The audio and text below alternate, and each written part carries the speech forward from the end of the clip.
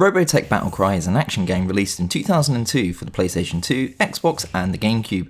Based loosely in the Robotech universe, specifically the Macross saga, players take control of pilot Jack Archer and complete missions on Earth and space fighting against the Zentraedi forces. With 46 missions to tackle and a returning voice cast from the Harmony Gold adaptation, there's a lot here that aims to do the series justice. But the game itself is filled with annoyances that can hamper your overall enjoyment. Presentation wise, everything looks fine.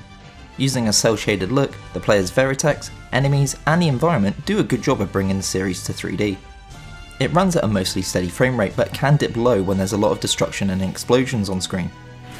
Reprising their roles from the anime, the voice actors bring familiarity to the cast of characters present. Rick Hunter? Why wasn't I invited to your little party?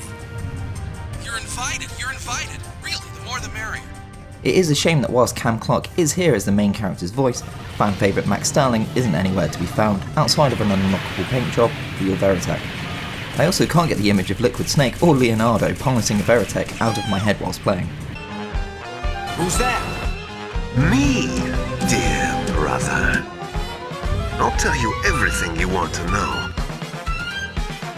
Liquid! After selecting from the available missions, players select one of the unlocked veritechs to use, all with varying stats and designs. Just as in the anime, you're able to switch at will between all three modes of your ride. Fighter mode is your typical jet mode, allowing for the fastest speeds and able to outmaneuver enemies in dogfights. Battloid transforms you into a bipedal mech capable of strafing and sniping enemies from afar. And in the middle is Guardian mode, having the benefits from the other transformations without excelling in either, but able to pick up objects and carry them. They all handle okay, with some being more useful in situations than others.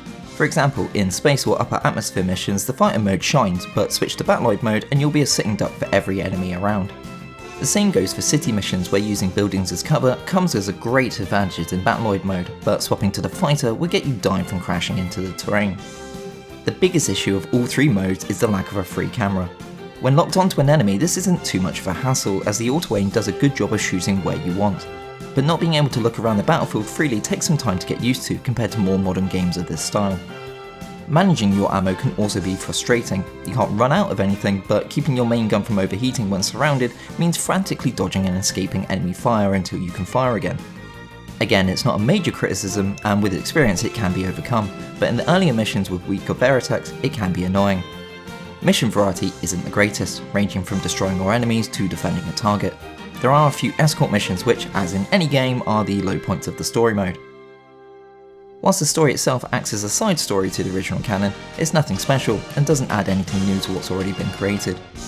As for Unlockables, there's multiple paint jobs and veritechs to obtain by completing medal requirements.